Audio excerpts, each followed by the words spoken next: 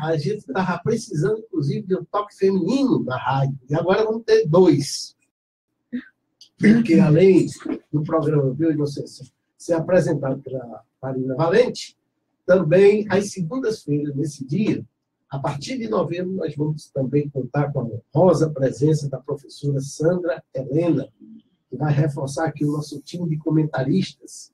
Né? Ela comentará às segundas-feiras, né? Na terça, nós temos o Biapino, na quarta, o professor Fábio Sobral, na quinta, o filho do Inocêncio Shoa, o grande ilustre também, Marcelo Shoa, que esteve no programa de quinta-feira e arrebentou todos os recordes de audiência e compartilhamento. Né? Só de compartilhamento foram 66.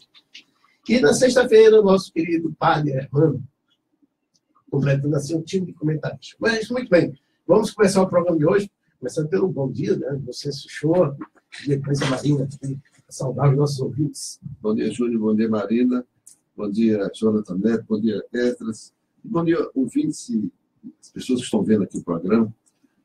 Sem dúvida, na segunda-feira de uma semana que é muito significativa no Brasil, por uma série de fatores que nós não vamos comentar aqui. Mas eu quero dar um bom dia a todos vocês e ficar à disposição para as perguntas, enfim, para os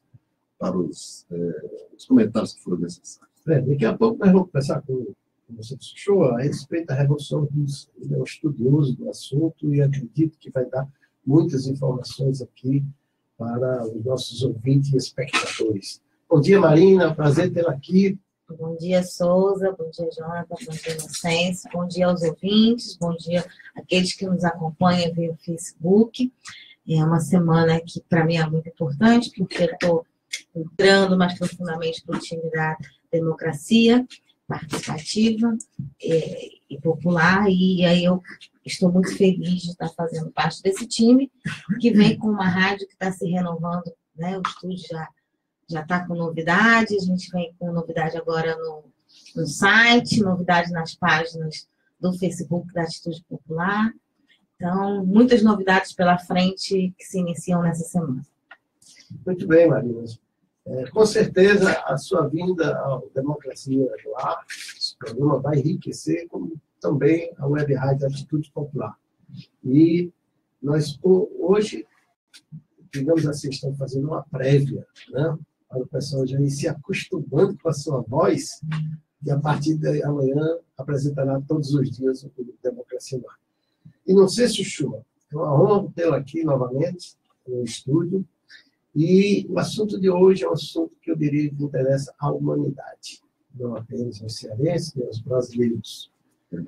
Porque me parece, vamos ouvir a sua própria voz, que a Revolução Soviética do outubro, na verdade russa, né, porque só depois é que se transformou em União Soviética, né? A Revolução Russa de outubro de 1917, né, trouxe um novo cenário para o mundo, a partir daquele período. Qual a importância dessa revolução, assim, só para a gente iniciar o nosso debate? Souza, também é uma honra estar aqui com você, ainda mais hoje com a Marina, que faz parte de todo um processo de mudança, de renovação e de aprimoramento do nosso programa Democracia no Ar, do Movimento Democracia Participativa, do qual também faço parte com muito entusiasmo. Olha, é o seguinte, na verdade, a Revolução Russa faz parte da história da humanidade, da história do processo civilizatório, né, de conquista civilizatória da humanidade. É uma revolução, todo mundo sabe, não acontece de uma hora para outra. Na verdade, ela é produto de um acúmulo de forças políticas que, dentro das contradições da sociedade, se faz impor em determinado momento. Né? A Revolução Russa não aconteceria com a importância que ela tem se a gente não tivesse tido, por exemplo, a Revolução Francesa de 1789. As ideias socialistas que nasceram no século XIX, XVIII, XIX, né? As insurreições na Europa do século XIX, 1950, o Manifesto Comunista, né?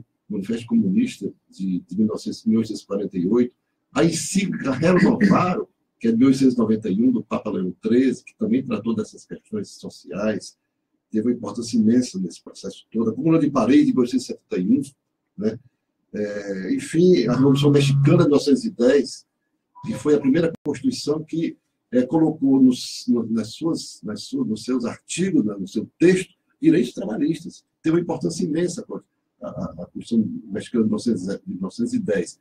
E a própria Revolução Russa, combinando com todo esse processo de acúmulos civilizatórios. Acúmulos civilizatórios por quê? Porque, na verdade, esses processos, digamos, conflituosos, eles são conflituosos por quê? Porque eles refletem as contradições da sociedade. A Revolução Russa foi digamos assim, foi um ganho, foi uma guerra ganha pelos trabalhadores dentro da luta de classes, né? Dentro da luta de classes, eles, trabalhadores, lutando para melhorar a sua condição de vida, e os empregadores, os patrões, como sempre, né, tentando manter o seu sistema de luta e de governo. Você sabe que na história, é fácil entender que no início do processo de industrialização, só para ficar na parte mais recente, todo o trabalho era escravo, né? Da própria Rússia, inclusive. Por isso também aconteceu a Revolução. Escravo por quê? Porque o cidadão trabalhava de 12 a 14, 16 horas, no caso da Rússia, por exemplo. Né? Isso no mundo inteiro, no mundo capitalista. E, trabalhava em condições insalubres, trabalhando em fábricas infectas, em máquinas rudes, e ganhando salário de miséria, vivendo normalmente em torno morando em favelas e cortiços em torno das fábricas. Enfim, eram condições, não tinham jornada de trabalho fixa, não tinha salário fixo, não tinha proteção de maternidade, as mulheres não tinham trabalho infantil, uma criança trabalhava o dia todo e era rendida para o trabalho noturno de outra criança, e vai por aí. Então, esses processos de contradição foram permitindo que houvessem lutas, né, para conquistar direitos, e essas lutas se agudizaram de tal maneira que em algum momento explodiu uma revolução. Foi o caso da Revolução Francesa, foi o caso da Revolução Inglesa, a Guerra da Secessão. A Guerra da Secessão foi uma luta fortíssima em termos civilizatórios, né? A luta contra a escravidão negra, né? Porque tem escravidão branca. Na Rússia, por exemplo, até o século XIX, 1800, tinha servidão. A servidão da Rússia foi abolida pelo czar Alexandre II, que governou entre 1858 e 1881. Por volta de 1870, ele aboliu a servidão. E foi um grande protesto. E ele não aboliu por acaso, ele aboliu exatamente porque havia um clamor popular muito forte sobre isso. Tanto é que, com a morte dele, do Alexandre II, sucedeu a ele o seu irmão Alexandre III, que revogou aquelas regras e praticamente voltou a haver servidão na Rússia, veja, já no final do século XIX, 1881, 94, foi o tempo que o Alexandre III governou e aboliu as vantagens, aquelas pequenas conquistas dos trabalhadores que tinham acontecido naquele momento. Então, quer dizer, veja, o que é servidão branca? A servidão branca é mais ou menos a mesma coisa da escravidão negra.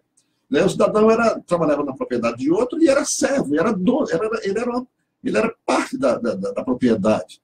Né? Não tinha direito a nada, trabalhava ali, plantava o que o proprietário quisesse e toda a colheita era do proprietário, exceto uma pequena colheita de agricultura familiar que ficava ali para a sobrevivência da família. Então, todos esses processos eles foram gerando revoluções, revoltas em todos os lugares do mundo. E no caso específico da Rússia, não aconteceu de forma diferenciada. Por quê? Porque, na verdade, a Rússia não era o lugar que se esperava, que os teóricos, que a militância... Não, o Marx mesmo imaginava que estaria em outro da Europa, mesmo da Rússia. A Rússia era um país ainda feudal, né? Quer dizer, quando o Alexandre III assumiu, ele abriu um processo de desenvolvimento bastante interessante. Né? Ele trouxe capitais estrangeiros, permitiu a entrada de capitais estrangeiros, especialmente alemães, ingleses e franceses também, um pouco belgas, e também poloneses, para explorar principalmente a siderurgia, o petróleo e produzir e construir estradas de ferro, também capitais americanos. Isso produziu um proletariado razoável, mas razoável assim, em termos de numéricos, mais ou menos 3 milhões de trabalhadores, operários da indústria propriamente dita, sem falar dos camponeses. Pois bem, esses operários, mas isso era pouco, a Rússia é muito grande. Eles ficavam mais ou menos em 4 ou 5 cidades grandes, Moscou, São Petersburgo, Odessa, Kiev, Novgorod, enfim, era um proletariado ainda muito, muito pequeno e de difícil comunicação, porque a Rússia é grande demais e não tinha um processo de comunicação naquela época. Então, ninguém esperava que acontecesse lá. Mas a história fez com que acontecesse, porque uma série de fatos anteriores aconteceram que foram criando essas condições.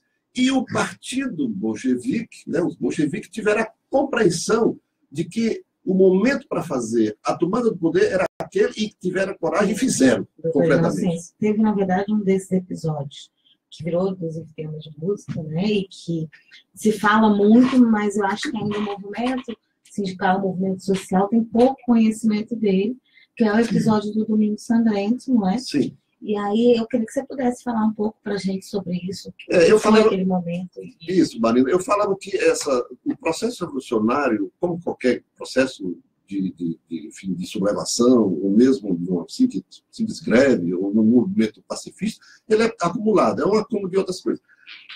A Rússia aconteceram vários momentos, esse foi um deles, e foi fundamental. Em 1905, em 1905, as ideias socialistas começaram a aparecer na Rússia.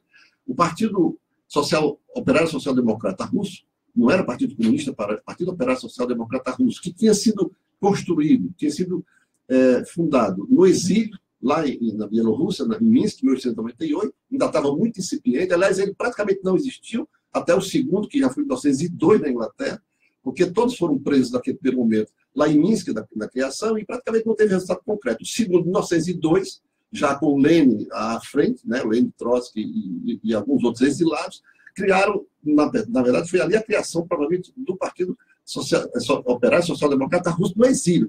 Mas as ideias estavam sendo espalhadas pelas pessoas que ficavam na Rússia e iam gerando essas discussões todas junto ao proletariado, pregando o socialismo, a derrubada do czarismo, do feudalismo, né, da autocracia, e a instalação de um governo democrático, um governo de trabalhadores, um governo onde os trabalhadores pudessem conduzir o seu processo econômico e político de tal maneira que tivesse o controle da produção, etc, etc. Então, em 1905, em fevereiro, as mulheres, as operárias têxteis de São Petersburgo, né, fizeram uma grande greve lá, e essa greve se espalhou fortemente. E tinha um padre que naquela época era, digamos, sensível a essas questões sociais. Esse padre liderou, o padre da Igreja Ortodoxa, liderou uma grande manifestação de milhares de pessoas num domingo, mas era uma manifestação onde as pessoas levaram seus filhos, as mulheres foram também, todos foram, famílias inteiras, e foram apresentar lá ao czar suas reivindicações. Por quê? Por jornada de trabalho de 8 horas, por trabalhos, por creche, enfim, por igualdade de remuneração de mulheres e homens, coisas elementares. E o que é que fez o czar? Alexandre já Nicolau II. E ele simplesmente mandou fuzilar aquela multidão. E ele tinha uma guarda pessoal que era feita por soldados cossacos, né? Os cossacos, que eles são oriundos ali do sul da Rússia, próximo da Crimeia, na região ali entre a Rússia e a Crimeia, entre a Ucrânia e a Crimeia, eles são principalmente daquela região, também na Sibéria espalhado, mas fundamentalmente nasceram basicamente ali. Eles eram muito virulentos, e o czar convocou todo um grupo de cossacos, ele tinha um batalhão de cossacos, e ele mandou que esse batalhão simplesmente fuzilasse. Ele fuzilou, literalmente fuzilou aquelas pessoas, e morreram milhares, estou falando isso, milhares de pessoas. Mulheres, crianças, todos os que estavam lá, foram pacificamente. Era no domingo, era quase que uma festa na frente. Era o momento em que... Pois bem, então, esse foi o Domingo Sangrento, que começou por uma greve das mulheres, olha aí. Então, quer dizer, essa coisa vai crescendo. E aí o Partido Operário Social Democrata Russo, no exílio, claro que depois disso aí houve uma repressão muito grande, praticamente dizimou. E ele ficou ali meio parado um tempo, ficou ali meio se reorganizando, até que voltou a acontecer, já alguns anos depois, já por volta de 1902, 1905, e em 1917, então, em fevereiro, essa coisa se agudizou, né, diante de um grande processo de sublevações nos quartéis e no campesinato, e também nas facas, um processo muito forte, que o Kizar perdeu o controle, as forças de segurança perderam o controle, e o Kizar, para salvar o seu sistema, a sua estrutura, ele renunciou em favor do filho. Ele quis renunciar até em favor do irmão, que não quis, porque ele sabia que o irmão dele, que era um boêmio, não sei o que nunca fez nada na vida, né? Então, não quis segurar essa peteca, ele renunciou em favor do filho de 13 anos, o menino, praticamente, que era, inclusive, o maior filho, e então assumiu como primeiro-ministro o príncipe de Lvov. É um príncipe da corte, né? Que não era da Duma. A Duma era o parlamento federal, o nosso Congresso Nacional, lá seria chamado de Duma. A Duma tinha sido criado pelo Alexandre III, criou a Duma, já tinha uns 10 ou 12 anos de vigência apenas. Então, ele nem era membro da Duma, ele era um homem, era um cortesão, ele era um grande aristocrata, e ficou sendo primeiro-ministro. Mas não conseguiu segurar a peteca. Quando foi em julho, outras manifestações, também grandes, principalmente em Petrogrado e Moscou, fizeram com que ele renunciasse. E aí assumiu um socialista, deputado socialista, que era advogado, Kerensky, que era socialista, imagina, socialista. Assumiu como primeiro-ministro, e a coisa se agudizou e foi perdendo cada vez mais o controle, e no dia 7 de novembro, no nosso calendário, 6 para 7 de novembro, os bolcheviques se organizaram e chegaram a tomar o Palácio de Inverno e, consequentemente, instaurar pela primeira vez um regime socialista na Rússia e na humanidade como um todo. Tinha havido experiências de tomada do poder, como no caso da Comuna de Paris, onde os trabalhadores operários tomaram o poder, mas, assim, de forma muito pequena, né? 40 dias depois eles já estavam todos dizimados. Tem até uma frase sobre essa tomada do poder, né? Os operários tomaram os céus de assalto. O que é importante notar é que a capacidade da direção bolchevique daquele momento, especialmente do Lenin Trotsky e também de outros companheiros que existiam naquele momento, Kamenev, em novembro, o próprio Stalin, de naquele momento entender que aquele momento não podia deixar passar. Essa é uma coisa importante. Digamos, é uma lição histórica. Porque, claro, o movimento socialista, todos nós sabemos, as ideias elas são muito, não só no socialismo, mas também na democracia como um todo, as ideias fluem e as pessoas se apegam muito às suas ideias e às vezes, aquelas ideias levam até a guerras físicas, pessoais, e, enfim, a tendências, vamos chamar de tendências. E dentro do próprio Partido Bolchevique, havia tendências, havia os setores, os mencheviques, por exemplo, não concordavam que fizessem a revolução naquele momento. Eles entendiam que devia ter um processo democrático, tomar o poder, ganhar espaço no governo pelos votos, etc., e a partir daí mudar. Mas dentro dos próprios bolcheviques também tinha divergência em relação àquele momento. Porque em abril, quando o Lenin voltou, para a Rússia em abril, ele estava exilado em Londres. Daí que vem as famosas teses de abril. Naquelas teses de abril, o Lenin disse o seguinte: primeiro, nós temos que... nós não apoiamos o governo do Kerensky, que era socialista. Quer dizer, os socialistas, chamados democráticos, eles apoiaram o governo Kerensky. Eles que era um governo mesclado com a aristocracia, né? Nas teses de abril, o Lenin simplesmente disse o seguinte: nós, primeiro, não apoiamos o governo do Kerensky, nós queremos todo o poder aos soviets. Essa é a as organizações. Fale um pouco sobre soviets, que é importante para os nossos ouvintes que não conhecem bem a história. Vou falar. A frase, né, todo poder aos soviets, é uma frase muito forte, muito repetida, né, na formação da gente, mas ainda é uma coisa... a figura deles, né, e que chega a ser quase uma revolução dentro da revolução, né, é muito pouco discutida também. Eu vou falar sobre isso. Só aproveitando a interrupção, queremos dizer para os nossos ouvintes, principalmente espectadores da nossa fanpage, Democracia Participativa, que quem quiser formular perguntas, né, entre na nossa página, Democracia Participativa, e formule. Aqui a gente já tem uma manifestação do Daniel Bezerra, dando um carinhoso abraço para o Inocêncio Shoa, que está numa aula aqui com a gente, sobre a Revolução Russa de 1917. Quer dizer que eu sou especialista, eu sou um estudioso, estive lá algumas vezes, estive no Leste Europeu, estive também em outros lugares. Depois vamos falar também sobre isso. Foi a viagem ano passado à Rússia, né? Ásia Central. Pois bem, então é o seguinte, naquele momento havia um governo provisório, que era um governo, digamos assim, intermediário entre a aristocracia do czar e os socialistas, né? Era um governo mesclado. O Kerensky, que era o primeiro-ministro, que era o chefe do governo, ele era socialista, do Partido Socialista Democrático. E, então, alguns socialistas queriam que o Partido Bolchevique apoiasse esse governo. O Lenin, então, estabeleceu, nas 10 de abril, a regra. Não apoiamos os bolcheviques, não apoiamos o governo, vamos nos unir para tirar o Brasil, tomar o governo e tirar o país da guerra. E a terceira, agora me esqueci, mas enfim, as 10 de abril, então, foram sim, e todo o poder aos soviets. O que é todo o poder aos soviets? Era uma proposta de mudança completa do sistema de comando político.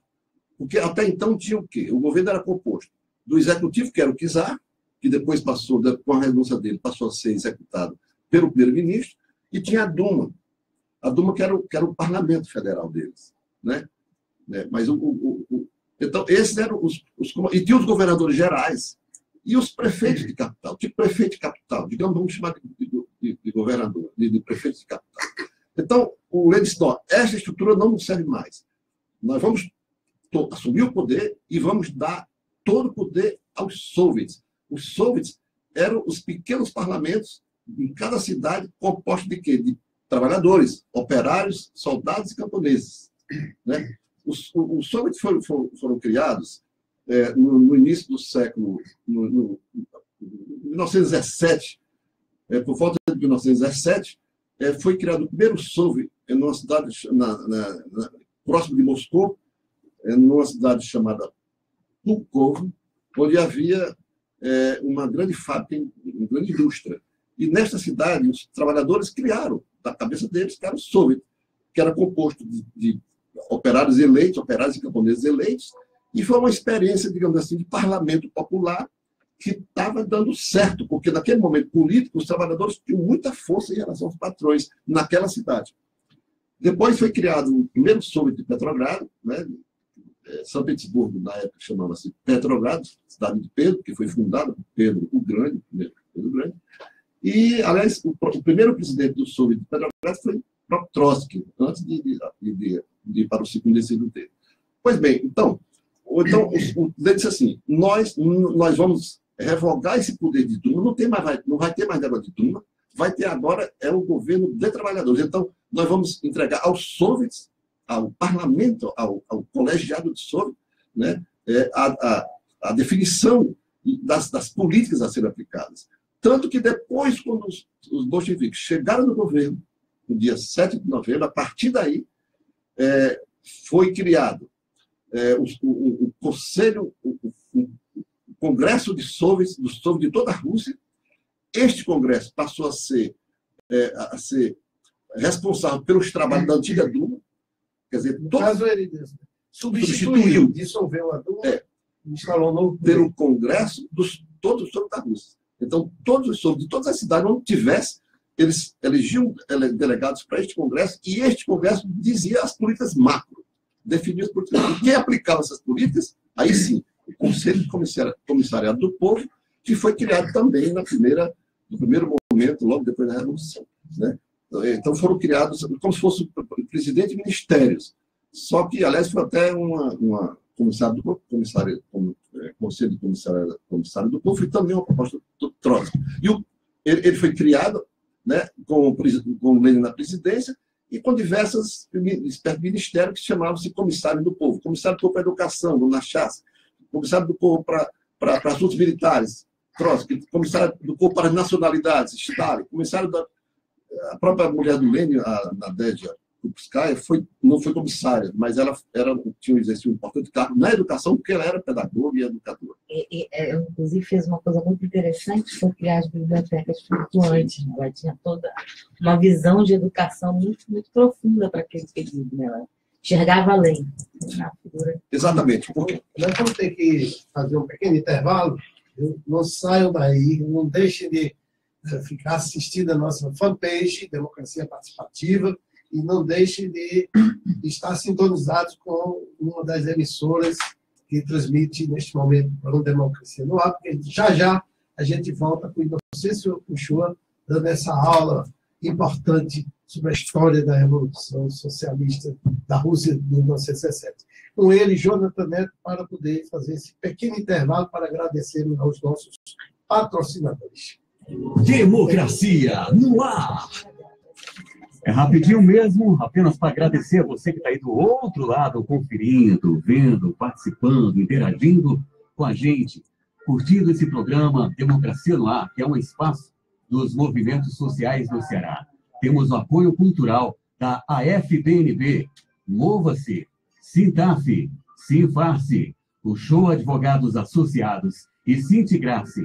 Estamos ao vivo nas emissoras Atitude Popular, Rádio Classista, Liberdade AM de Boa Viagem, Camponês FM de Crateús e 25 de Maio FM de Madalena. Sem esquecer que logo mais a Canudos FM, aí no decorrer da sua programação local, lá em Boa Viagem, vai reprisar esse programa para você na íntegra. Estamos ao vivo também na página Democracia Participativa CE do Facebook, na página do Daniel Pio Bezerra, o blog da Dilma e outras páginas pessoais aí do Facebook que estão compartilhando o programa Democracia no Ar neste exato momento. Fique à vontade para interagir com a gente, tá bom? Mande sua pergunta que a gente responde com enorme prazer. O programa Democracia no Ar é uma realização do movimento Democracia Participativa. Agora, 10 horas 32 minutos. Bom dia para você que está chegando agora. Seja bem-vindo e acompanhe a partir de agora a segunda parte do programa de hoje, Democracia no Ar. Souza Júnior e convidados. Bem, retomamos aqui o nosso programa com a presença ilustre aqui do Dr. Inocêncio Uchoa, que é advogado e trabalhista aposentado, e está nos relatando aqui os fatos ocorridos há 100 anos atrás na Rússia, em 1917. Antes de passar a palavra para ele continuar, temos duas intervenções aqui no internet. A Valquíria Nóbrega, de Campina Grande, ela diz: o golpe é escandaloso, referindo-se ao golpe do Brasil. Né? O SA, Estados Unidos, em conluio com o STF, judiciário, parlamentares, banqueiros, empresários e mídia, leiloando nossas riquezas, pré-sal, yoga, etc. Queremos o correto, o justo, queremos a nossa legítima presidente Dilma de volta, depois do referendo revogatório de eleições diretas. Foi golpe, anula STF, volta Dilma, urgente, Lula 2018, um discurso voltado para a consciência política e contra o entreguismo. Fez um belo discurso. E o nosso internauta, engenheiro geólogo, João César de Freitas, ele pede para fazer alguma referência sobre o livro Heads, do jornalista John Reed, né, que foi, inclusive, um defensor da Revolução Socialista e foi sepultado, inclusive, na União Soviética. Então, se você puder, Bruno, falar um pouco, inclusive, ele coloca, não está bem no nosso contexto, mas ele também pede alguma opinião sobre qual é a resistência da esquerda socialista na União Soviética a esse neoliberalismo, né, que está sendo imposto no mundo. Bem, se der tempo. Né? Realmente é muita coisa só. Rapidamente, em relação ao John Reed, ele era um jornalista do New York Times que estava lá na Rússia, em Moscou, acompanhando, em São Petersburgo, acompanhando os acontecimentos como um jornalista comum. Só que ele era simpático às ideias do Partido Comunista, do comunismo, e era, creio que, ligado ao Partido Comunista mesmo americano. O livro dele, né? Não, 10 dias que abalaram o mundo. Os 10 dias que abalaram o mundo. Certo. O nome dele era John Reed. Ele cobriu jornalisticamente todos os acontecimentos da Revolução, toda aquela efervescência revolucionária, e depois escreveu esse livro, que inclusive ele escreveu, digamos, há tempo, né? De modo que o próprio Lenin, ele, ainda vivo, né? O Lenin subscreveu a primeira edição, recomendando a edição desse livro o dia dias quebra-braço, porque ele trata dos acontecimentos daqueles 10 dias que as coisas aconteceram e 1 ou 2 ou 3 dias depois. Contando essa história que nós estamos contando aqui, digamos assim. Só que ele com mais espaço, com mais competência. Mas veja, então, é importante salientar a questão da oportunidade do momento, de não se perder. Porque, então, no time. Naquele momento, as coisas estavam maduras, mas o próprio Partido Bolchevique não acharam que devia se desenvolver o processo revolucionário. Não havia condições objetivas para tomada do poder. Mas, naquele momento, numa reunião anterior do Partido Operário Social Democrata Russo, ainda não era Partido Comunista, eles criaram, então, quando o Lenin disse, não, todo poder soviético, então nós criaram uma estrutura estrutura militar para tomar o governo. Então, criou-se o Comando Militar Revolucionário, né, que, juntamente com o Soviet de Petrogrado, organizou a tomada do Palácio de Inverno, essa que se deu no dia 6 no dia 7 de outubro de novembro de 1917. O Comando Militar Revolucionário também foi presidido por o Trotsky, que era também o presidente do Comitê Militar da Petrogrado. Por isso que o Trotsky, depois, quando houve a distribuição dos ministérios, digamos, dos comissariados, primeiro ele foi para as relações exteriores, né, por causa da paz que ia ser discutida com os alemães e os austríacos. Mas depois ele ficou no Comando Militar, no Comissariado do Povo para Assuntos Militares e com a responsabilidade de criar o Exército Vermelho e combater lá a Guerra Civil, que eu gostaria de falar um pouco sobre essa Guerra Civil. Mas o importante é o seguinte, uma vez organizado, tomado o poder nas mãos, é claro que esse poder não cai assim de uma hora para outra. Também as pessoas não se conformam dessa forma. Houve muita resistência. O próprio Kerensky se refugiou nas colinas de Pulkovo, nas colinas uma cidade de colinas que tem próximo de Petrogrado, e organizou um pequeno exército, um exército com os cossacos, aqueles cossacos que eram da Guarda Imperial, e também com socialistas, que se organizaram para tomar um novo governo. E aí, de forma absolutamente voluntária, voluntários da Guarda Vermelha foram lá e combateram heroicamente, sem nenhuma experiência militar nem nada, mas conseguiram vencer esse primeiro momento aí, que não era guerra civil ainda. Estou só mostrando que houve uma tomada do governo, mas as coisas não aconteceram assim, de uma hora para outra. Todo mundo vai se conformar. O que o governo do Lenin, então, estabeleceu? Primeiro criou, naturalmente, o Conselho de Soviet de toda a Rússia, que passou a substituir, digamos assim, a Duma no sentido de organizar o país, conceber um outro tipo de país. E o Conselho de Comissariado. E o Conselho declarou, primeiro, direito de autodeterminação dos diversos povos da Rússia. A Rússia é composta por muitos povos. São 40 etnias diferenciadas, com fisicamente diferentes, com língua diferente, com religiões muitas vezes diferentes, lugares distantes diferentes. Então, todos eles foi dada a eles autodeterminação, que na época não existia. Nacionalização dos bancos. Todos os bancos foram nacionalizados. O czarista dominava todas essas. Dominava. Impressionante como eles tinham capacidade de dominar sem tanta estrutura de comunicação. Nacionalização dos bancos, controle operário de toda a produção industrial. Ele declarou que todos os operários poderiam, naquele momento, legalmente tomar sob seu controle a produção da sua empresa. Então, aquilo que era feito pelo patrão, pelos patrões, de forma assim, não transparente, passou a ser transparente. Os trabalhadores sabiam exatamente o que entrava, o que saía, o que se produzia, como produzia, para quem vendia, quanto e qual a lucratividade. Os próprios trabalhadores elegiam as direções das empresas, era isso? Sim, passaram a dirigir as empresas. Empresas particulares e também do governo. Entrega das terras aos camponeses que dela trabalham. Houve uma mudança total. Né? O sujeito saiu praticamente da servidão e passou a ter o direito de plantar na terra que ele quisesse. De forma organizada, claro. E o fim da Duma burguesa, né, eu já falei, e a instalação do terceiro Congresso dos Soviets de toda a Rússia, que é justamente o primeiro Congresso de Soviets que ia começar, digamos assim, um novo parlamento federal, tipo de parlamento federal. E o próprio terceiro Congresso aprovou uma declaração dos direitos do povo trabalhador e explorado, né, mês depois das discussões que aconteceram, com as seguintes coisas, olha só. Primeiro, igualdade civil e laboral entre homens e mulheres. Isso aí era uma proposta uma proposta civilizatória, né? Dos bolcheviques, dos socialistas, da igualdade civil e laboral entre homens e mulheres. As mulheres não eram mais... Hoje se luta, né, no ambientalista. Em muitos lugares, né? Você vê que alguns países do mundo ainda têm uma absoluta submissão, no caso do Afeganistão, enfim, de outros países. Não pode nem votar, nem direito de voto. Foi em 1917, igualdade absoluta, liberdade de direitos civis e laborais entre homens e mulheres. Ou seja, as mulheres passaram a ter o mesmo salário dos homens. Enfim.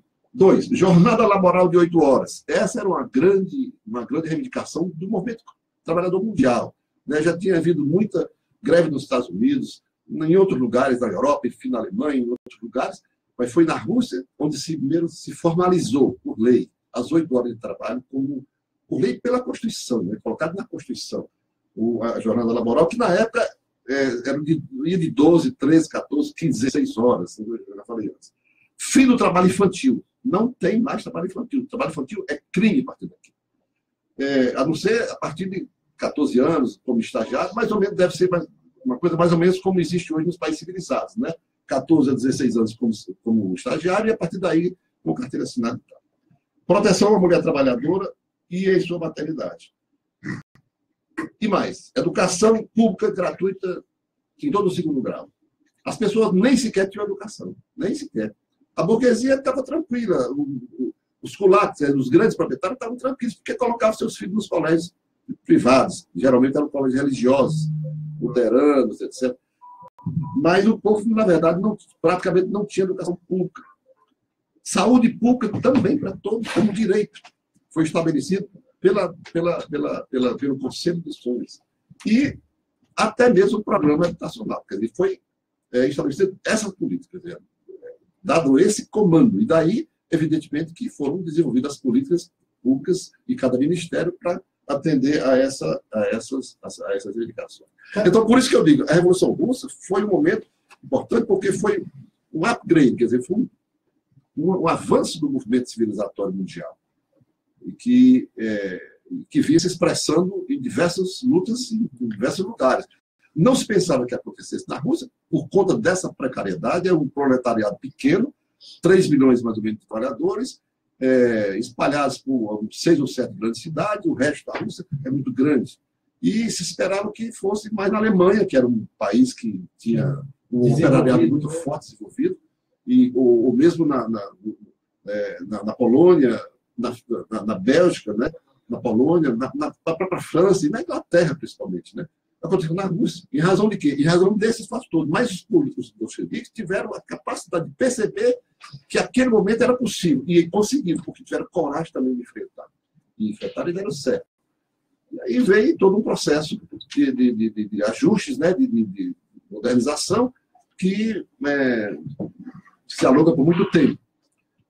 Em seguida, como eu disse antes, esses processos não são tranquilos, nem mesmo como não foi também, evidentemente, o governo dos bolcheviques, né?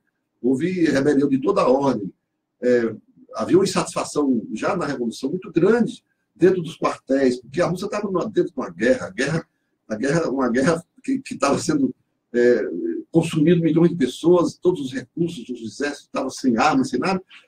Houve muita deserção dentro do exército. Primeiro, porque as pessoas desertavam em razão da própria guerra, não queriam mais, não viam sentido ir para aquela guerra. Segundo, porque com a tomada do poder pelos bolcheviques, muitas pessoas saíram do exército. Eu não vou servir esse exército aí, desses socialistas, especialmente os oficiais, né? E, então, havia, dentro das Forças Armadas, muitas rebeliões, porque você sabe que a forma militar é muito forte, né? Muito fechada, muito drástica, né? Essa disciplina. E havia muitas greves também. E aí foram começando. Primeiro houve essa insurgência do próprio Kerensky com esse exército de cossacos, a partir do norte da morte de São Petersburgo, e depois começaram a haver outras sublevações que geraram o que a gente chama de guerra civil, onde 4 exércitos diferentes, exércitos grandes, com milhares e milhares de pessoas organizadas, treinadas e subvencionadas, investiram tentando retomar para o feudalismo, para a aristocracia, tentando derrotar os bolcheviques, e que quase o fizeram, inclusive. Eu quero falar um pouco sobre isso logo em seguida. Tá certo. Nós estamos aqui ouvindo o Inocêncio Shoa, que vem de advogado, de juiz trabalhista, aposentado, é um estudioso da Revolução Russa. E nossa página está aberta para qualquer pergunta dos nossos internautas, né? Vamos prosseguir. Inclusive, eu queria comentar, vocês, que é muito importante a gente aprender com a história, né?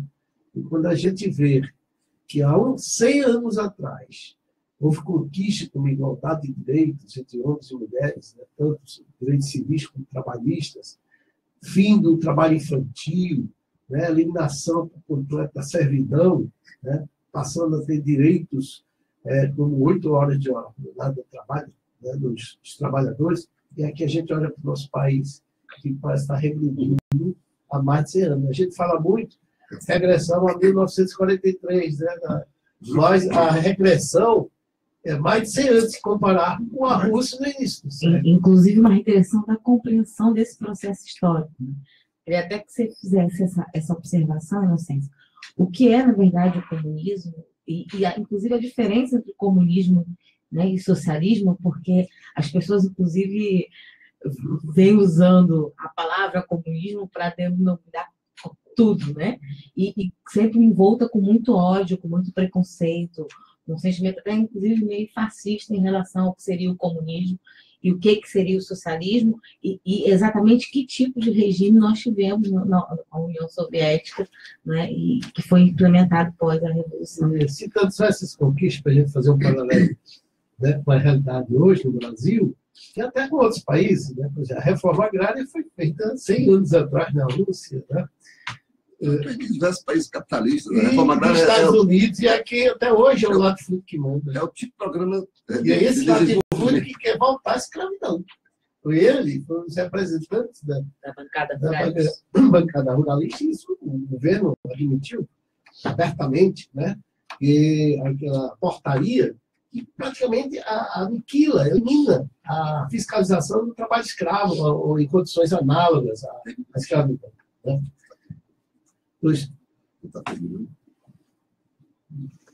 Ainda temos tempo ainda para poder desenvolver esse... Olha, sobre a questão do o que foi implantado na União Soviética?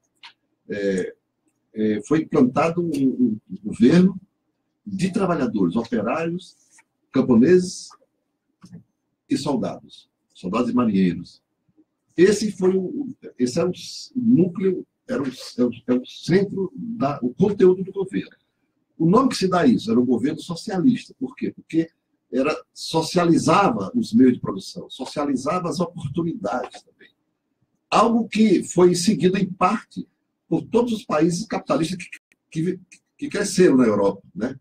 O regime social-democrata, hoje, até aqui mesmo, a própria direita hoje se diz socialista. Quantos partidos socialistas tem no Brasil?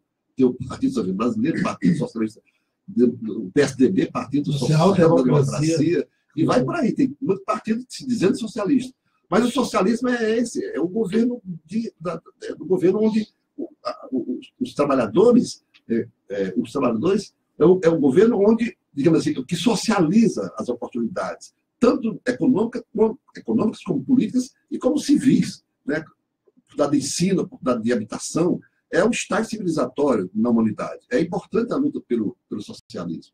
Agora, o comunismo é um estágio até mais avançado disso. É um estágio em que toda a propriedade não terá mais propriedade privada. Nem toda, não terá mais propriedade privada, no sentido da grande propriedade. Os experimentos, digamos assim, revolucionários socialistas no mundo mostraram que é impossível você socializar todas as coisas. Você não pode socializar uma corrida de táxi, isso não existe, provavelmente, né? Isso acaba tendo dificuldade. No caso do governo de Cuba, teve muito problema em relação a isso aí. Então, a ideia é que você socialize o conjunto, a economia macra, as grandes empresas, os grandes negócios, os bancos, para que a população que trabalha tenha efetivamente condição de ter o retorno do produto do seu trabalho, que hoje é todo ele dirigido para os empregadores, para os donos dos meios de produção. Mas isso é coisa ruim, não é coisa ruim, né? Como pode ser ruim? Você pode dizer que é bom um sistema capitalista que mantém no mundo hoje mais de 1 bilhão de pessoas passando fome, onde no Brasil, por exemplo, 100 famílias detêm 99... É um percentual tão elevado que eu nem sei, 1% das famílias do Brasil são donas de, sei lá, 50% das economias. Isso que produz, naturalmente, as favelas, os cortiços, a miséria, a fome e tudo mais. Então, quer dizer, essa é a diferença. Mas, como eu dizia, o regime não se implantou de uma hora para outra, ele foi se implantando aos poucos. Né? De repente, explodiu uma guerra civil nos montes rurais, que a Rússia é o seguinte, a Rússia ela é um país muito grande, separada, digamos assim, mais ou menos 1/3 dela por uma cadeia de montanhas muito grande chamada Montes Rurais. Do lado esquerdo, que vai para o lado do Atlântico, digamos, seja a parte que se considera a Rússia europeia. E a partir daí a Sibéria. A Sibéria é imensa, a Sibéria é maior que o Brasil. Só a Sibéria é maior que o Brasil. A Rússia sem ser a União Soviética, só a Rússia de hoje, ela é quase mais de 1/3. É o Brasil e mais 1/3, quase o Brasil e mais uma metade do Brasil. É muito grande. Só a Sibéria é maior que o Brasil. Então, você tem Sibéria Norte, Sibéria Sul, Sibéria Leste, Sibéria Oeste, Sibéria Centro, e tudo. Então, aí nessa cadeia de montanhas, que é uma cadeia de montanhas muito rica, tem muito minério, muito petróleo, se criou um exército forte, com milhares e milhares de pessoas, sob o comando do general, do almirante Kolchak, que chegou a avançar sobre Moscou, em direção a Moscou, tomou boa parte daquelas cidades importantes ali, que foi combatida pelo Exército Vermelho. Depois, o segundo exército, do general Denikin, que nasceu na Ucrânia, naquela parte de baixo da Rússia, né? Na parte sul da Rússia, pegando para a Europa, tem ali a Ucrânia, tem a Polônia, tem a Alemanha, mais à esquerda tem ali a Estônia, a Lituânia, a Letônia, a Bielorrússia, né? Já pegando do lado do Atlântico. E a Ucrânia e a Crimeia pelo lado do Mar Negro. Aquela região ali, é fortíssima. Era onde nasceu a Rússia, né? O russo originalmente, a etnia russa, vivia em Kiev. Aí, por volta de 2 mil anos atrás, ele chamava-se RUS. Não tinha o SS. RUS. Os russos moravam ali. Ali nasceu a Rússia. Aquela parte ali é a parte mais industrial da Rússia, de Moscou para baixo, onde também fica o rio Volga, o rio Don e tudo mais.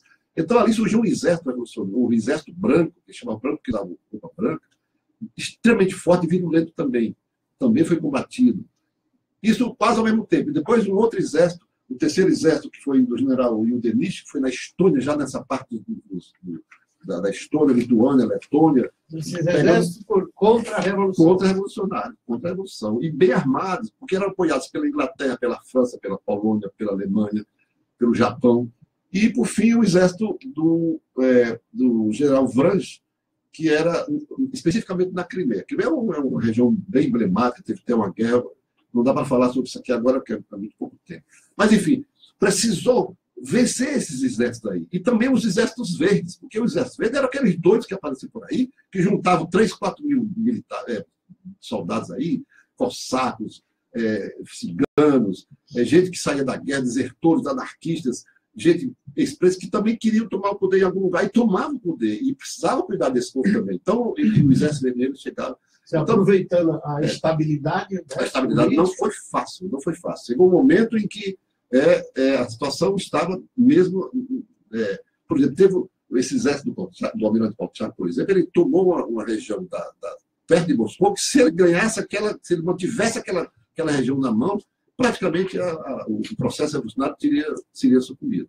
E aí o exército vermelho conseguiu ganhar, e aí retomar, e foi retomando até que em mais ou menos em 1924, a coisa ficou mais ou menos pacificada, e aí pôde-se realmente, digamos assim, operacionalizar o governo dos trabalhadores operários camponeses Nós temos só 5 minutos, né? Infelizmente.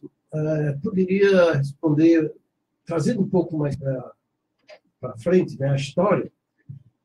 A Revolução ela estimulou a criação, né, de partidos e também de políticas socialistas no mundo. Né? Sim, aqui no Brasil, por exemplo, foi fundado o Partido Comunista em 1922, logo após. Né?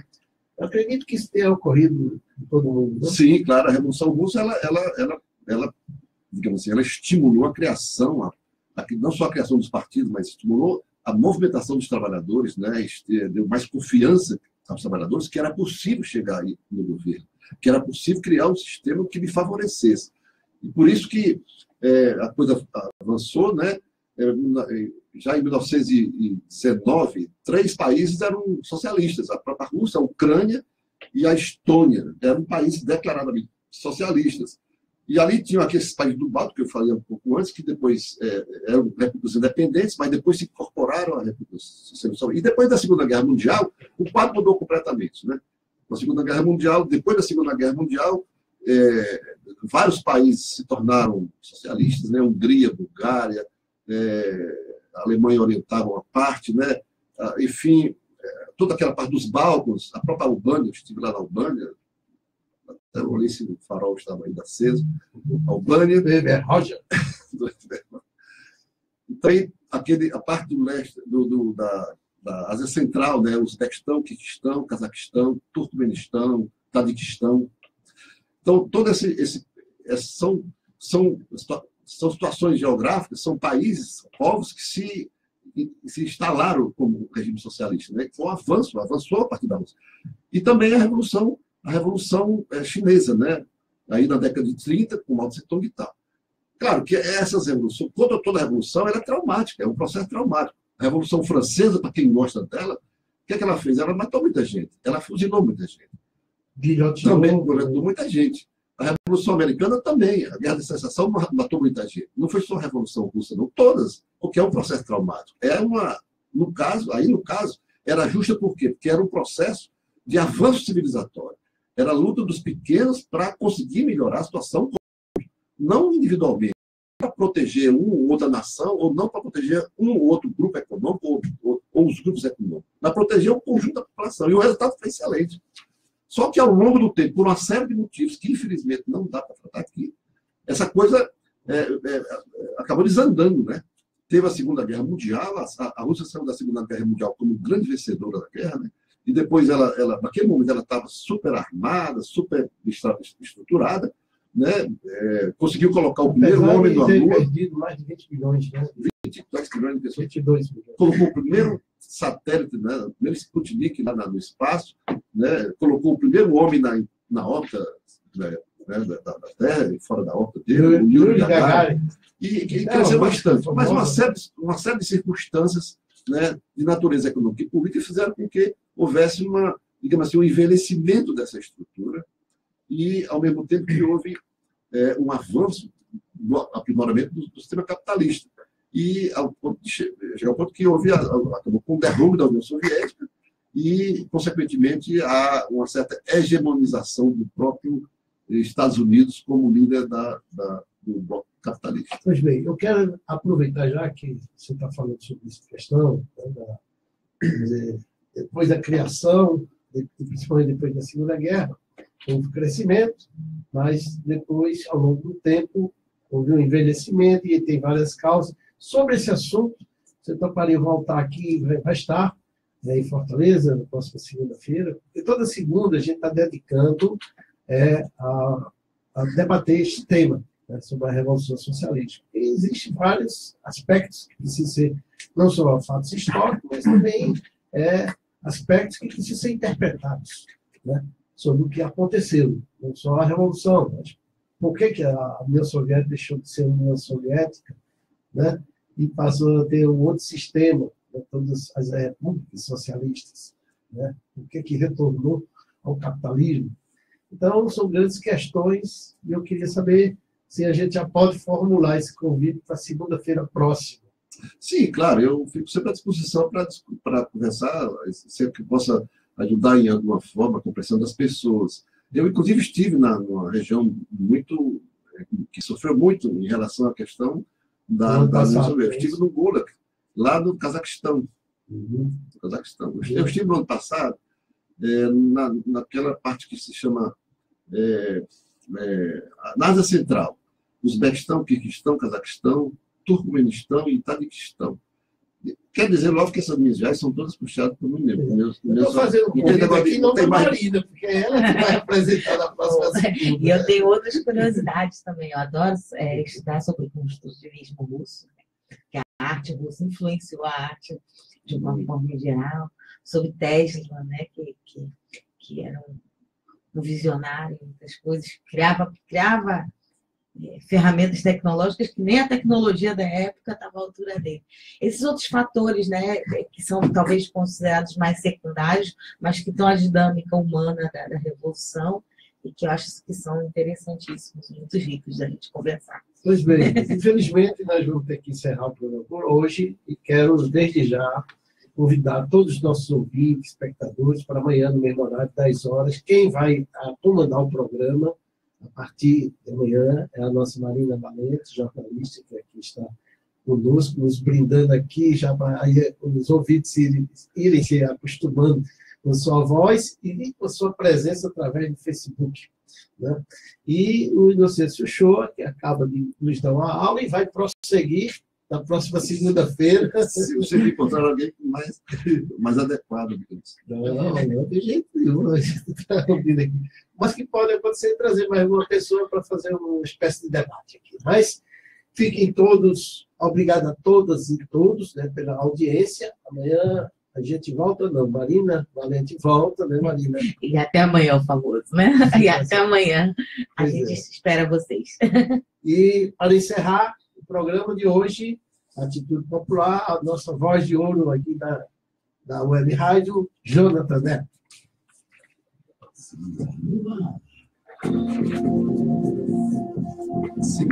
Você acabou de ouvir, acabamos de conferir o programa Democracia no Ar, o programa dos movimentos sociais do Ceará. Temos o apoio cultural da FBNB, Citaf, Cifase, Mova-se, Oxô Advogados Associados e Sintigrace. Apresentação, produção, hoje com Souza Júnior, amanhã com Marina Valente. Locução técnica comigo, Jonathan Neto. Agradecemos nossas parceiras, a Rádio Passista, Canudos FM, Liberdade AM, Campo Mesa FM, 25 de Maio FM. Ainda ao blog da Dilma, ao Daniel Filho Bezerra e aí páginas do Facebook que compartilharam o programa de hoje para todo mundo curtir, ouvir e rever a qualquer momento. Sendo assim, até amanhã, a partir das 10 horas da manhã, numa nova edição do programa Democracia no Ar. A todos, a todas, bom dia, boa tarde, boa noite e até lá. Brasileiro.